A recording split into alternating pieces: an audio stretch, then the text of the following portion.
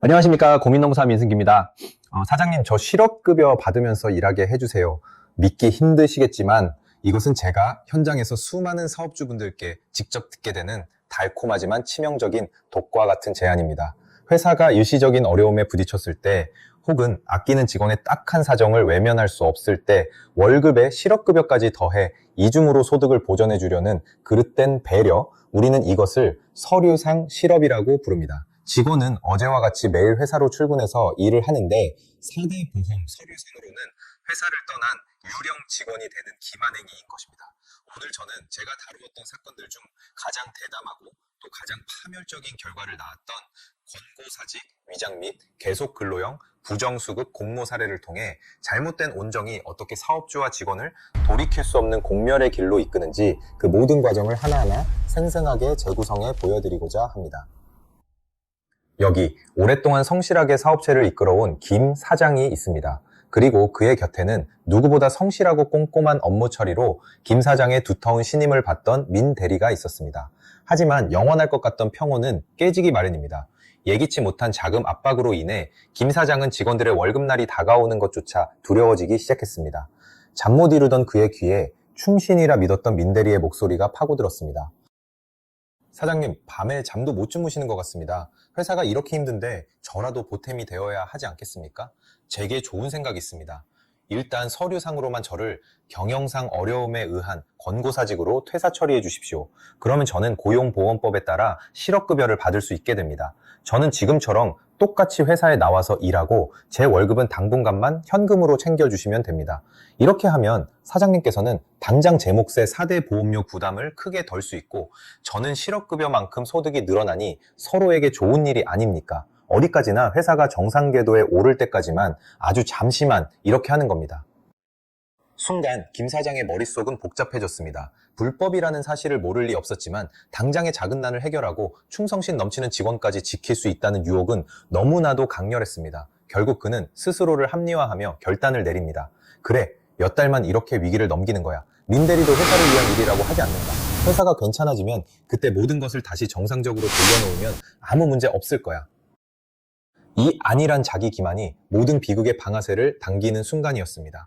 계획은 일사천리로 실행되었습니다. 김 사장은 민 대리를 경영상 권고사직 사유로 고용보험 상실신고를 마쳤고 민 대리는 지체 없이 고용센터를 찾아 실업급여를 신청해 매달 꼬박꼬박 통장으로 돌려받기 시작했습니다. 그의 일상은 조금도 변하지 않았습니다. 아침이면 정해진 시간에 회사로 출근해 동료들과 인사를 나누고 자기 자리에 앉아 업무를 봤으며 월말이면 어김없이 김 사장에 의해서 두툼한 현금 봉투를 월급으로 건네받았습니다. 몇 달 동안 그들만의 위험한 비밀은 완벽하게 지켜지는 것처럼 보였습니다. 하지만 완벽한 범죄는 세상에 없는 법입니다. 세상에 비밀은 없다는 옛말처럼 이 위태로운 공모 사실을 눈치챈 누군가가 지방고용노동청 부정수급조사과에 익명으로 모든 사실을 신고한 것입니다. 고요하던 어느 날 오후 사무실 문이 열리며 낯선 이들이 들이닥쳤습니다. 근로감독관이었습니다. 그는 사무실을 천천히 둘러보더니 자신의 자리에서 태연하게 컴퓨터 자판을 두드리던 민대리에게 곧장 다가갔습니다. 갑작스러운 방문에 김 사장과 민대리의 심장은 발끝까지 철렁 내려앉았지만 두 사람은 필사적으로 표정을 감추며 미리 입이라도 맞춘 듯한 거짓말을 늘어놓았습니다. 민대리님은 태산군이 맞습니다. 오늘 이 근처에 볼 일이 있어서 왔다가 옛날 동료들 얼굴이나 볼 겸 잠시 놀러 온 겁니다. 감독관은 그들의 어설픈 여기를 말없이 지켜봤습니다. 그는 그 자리에서 섣불리 진실을 다그치지 않았습니다. 대신 두 사람에게 종이 한 장을 내밀며 그 내용을 그대로 적은 확인서에 서명을 하라고 차분하게 요구했습니다. 훗날 이 가벼워 보였던 확인서 한 장이 자신들의 모든 거짓말을 옥죄는 족쇄가 될 것이라고는 그들은 꿈에도 상상하지 못한 채 서명을 마쳤습니다. 감독관은 사무실을 떠나며 마지막 한마디를 남겼습니다. 오늘 두 분께서 진술하신 내용의 사실 확인을 위해 조만간 정식으로 공문을 보내겠습니다. 관련 자료를 미리 준비해 주시면 감사하겠습니다. 며칠 뒤 회사로 도착한 등기우편서 공문은 김 사장의 간담을 서늘하게 만들기에 충분했습니다. 거기에는 민 대리의 실업급여 수급기간 전체에 해당하는 핸드폰 기지국 미치네요. 신용카드 및 교통카드 사용료, 그리고 모든 은행 계좌의 상세 거래 내역을 제출하라는 사실상 그들의 모든 일상을 들여다보겠다는 최후통첩에도 맡은 요구사항들이 빽빽하게 적혀 있었습니다.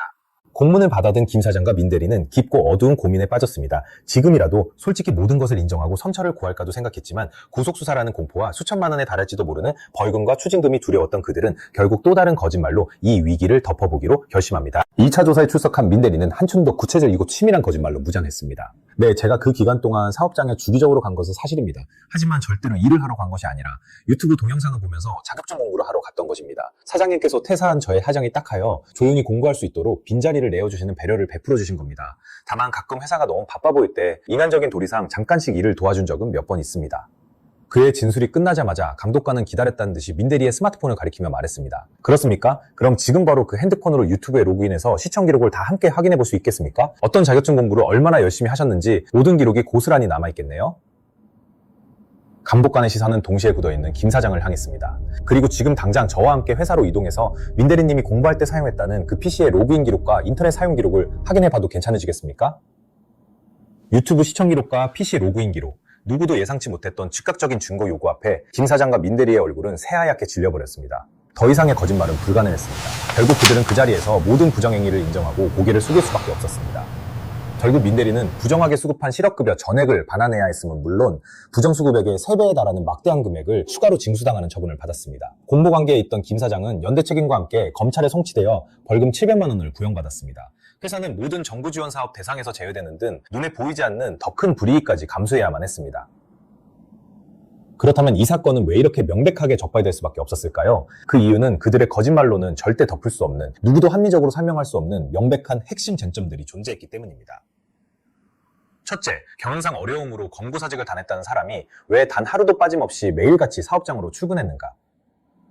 둘째, 그가 회사에서 자격증 공부가 아닌 계속 근로를 한 것이 맞다면 왜 사업주는 임금을 정상적인 계좌이체가 아닌 현금으로 몰래 지급하고 사대보험 신고는 하지 않았는가? 그리고 마지막, 가장 결정적인 모순입니다. 공교롭게도 그의 실업급여 수급 기간이 마법처럼 끝나자마자 어떻게 바로 다음날 사대보험을 다시 취득하고 임금을 정상적인 계좌이체 방식으로 바꿀 수 있었는가? 이 세 가지의 근본적인 질문에 대해 김 사장과 민대리는 그 어떠한 합리적인 답변도 내놓을 수 없었습니다. 부정수급 사건 대응의 핵심은 바로 여기에 있습니다.